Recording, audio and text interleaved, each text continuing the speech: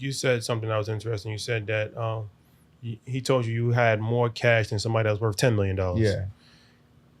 I want to talk about that. But first, what did you invest in? Like the S&P 500? You said you invest in safe No, stuff. I invested in like a lot of things alongside him. Like, I don't know, can we say some of them? Yeah, Well, like Whoop, FaZe Clan. Oh, so you just started, you just went straight to to investing in straight companies. To like privates. Bitcoin, I invested in Bitcoin. Forget At the stock time it was market. You like- just went straight to the big leagues. straight to invest in. At the time, I think I invested in Bitcoin like $6,000, like a bio company, like just a bunch of stuff spread out. Like So this all is like across the board. one of these weird movies.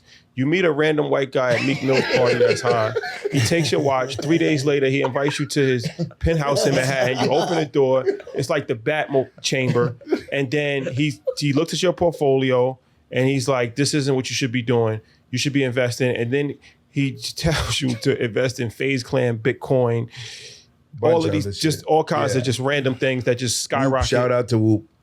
And you're like, yeah, this is like what Eddie Murphy could have been in Trading Places. Yeah. Yeah, basically. That's a fact. That is Exactly a that. fact. It's And very then he came similar. with the blessing of Dave. Yeah. Because Mike is like, but Dave kind of like, they both keep me kind of like, Mike is like, shh, and Dave is like, no, come back down here real quick. But Dave is also like a super risk taker. So I feel like Dave balances out me and Mike. You know what I'm saying? And like, he's great at investing. He'll tell his story. Yeah. So like, my mindset on investing just kept growing and growing and growing. But the one thing I learned from both of them is just take a fucking risk and don't be scared and don't think about the risk after. And How if much- the reward comes back, How much of that money did you invest? I think maybe all of it. 1.2 off the table. Do you have $1.2 million to your name? Right now? No, at that moment. Yeah. You had that to your name. Yeah. He comes and says, And a watch. and the watch. He comes, you key in the just meet story. up and he says, invest, you should, and you invest every single thing you have. Everything. That's how I always But been. listen, though. to some degree, because Mel was lucky enough or smart enough to have a good income, so he was making money from Yeah, his so I was business. making money. Still making money. So I knew if I So he I wasn't lost burdened- all that money, like it would- I would you- make it back in a year.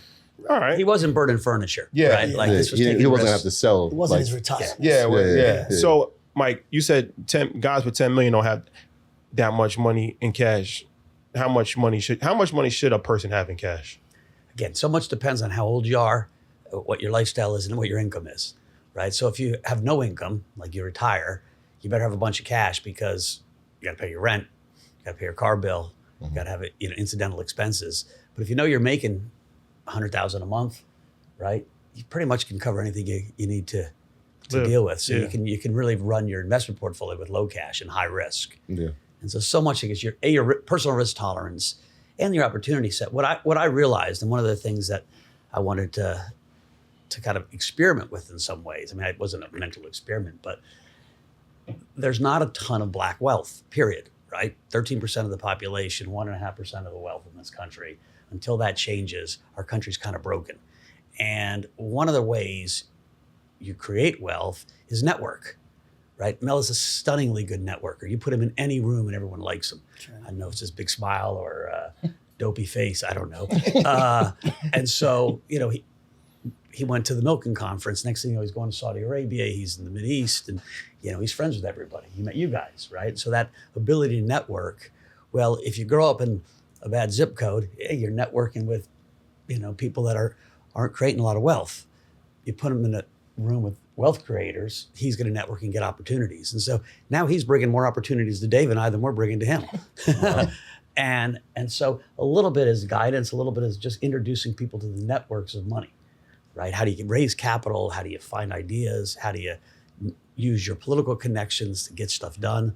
All of that process that lots of people that don't grow up with that never have access to. And that's a little bit the idea of the podcast. Yeah. Yeah. So we got your story. Yeah. We got Mike's story. Dave, we got to get your story. So I know you said Colombia, Yeah. but your background is in developing real estate, right? Primarily, yeah. that's So right. so like, explain to the people how you've come to prowess at this level. Yeah, you got it. So I went to Columbia. I was a wrestler there. That was a big part of my life. I went to law school afterwards to Georgetown, and actually passed the bar in New York, New Jersey, and practiced law for about 3 years in New York, and learned what I had to from that. I think it was a really good base for understanding contracts, how to communicate clearly, and things like that. And from that, went with my brother into real estate in the, let's say, like early mid 90s. My father had done development of affordable housing kind of real estate, so I was schooled, had a little bit of background in it, and understood some things, and that was a really good time to start investing in real estate back. That was one of those times like we're almost in now. Mm-hmm. So we started with apartments in North Jersey, moved from there to the city. We got into hotels in, say, early 2000s. W Standard, Chiltern Firehouse came after that. And really at that point in time, as I started broadening my investments, started looking into technology, other food and beverage and hospitality platforms, biotech at this point in time, mushrooms, crypto. And so like, in a sense, I've been entrepreneurial the whole time and have really, I know you guys had Steve Harvey on once, and I watched the thing and he had like these 5 rules, and I thought they were pretty interesting, right? I think you had said something about it, and it was dream big, have imagination, be grateful, gratitude, right?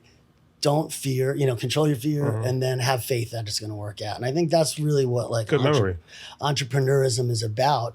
And that's really how I've been living my life, in a sense, in a business sense, of like pushing into things, even when I was uncomfortable, using, I didn't use exactly those 5 mantras, but essentially, effectively doing that. And so that's what really allowed me to push in and just bring so many opportunities, So when I got involved with, for instance, Catch with Mark and Eugene, and one of their kind of like founding investors in that, it was really because I'd put them in an opportunity earlier in the W Hotel before they had started. And so it's that kind of thing that's always served me well in life, same thing with Mel and, many people, Mike and I, and we just kind of create this network. And so I guess it's real estate would be a big portion of what I do and what I focus on, but I do have a bunch of other venture investments that I also pursue. Yeah, I want to personally thank you for Catch. It's my favorite restaurant. It's my kids' favorite restaurant. Yeah, I heard you say that. Like when I left here today, my daughter was like, I said, "What do you want to do today?" She's like, "Can we go to Catch?" I was like, interesting enough.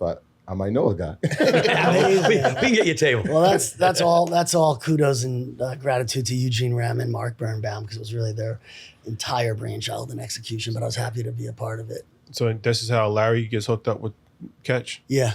I hooked him up with Catch. Okay. Yeah, because when the first time I met Larry, excuse me, we started talking. He started talking about restaurants, and I just happened to drop that name, and he was like, "Oh, that's my favorite restaurant." You could, and then I was like, "Oh, I could definitely we had make dinner that at my house. happen." And then about a month and a half, 2 months later, we had dinner at Mike's house, and that's where that started.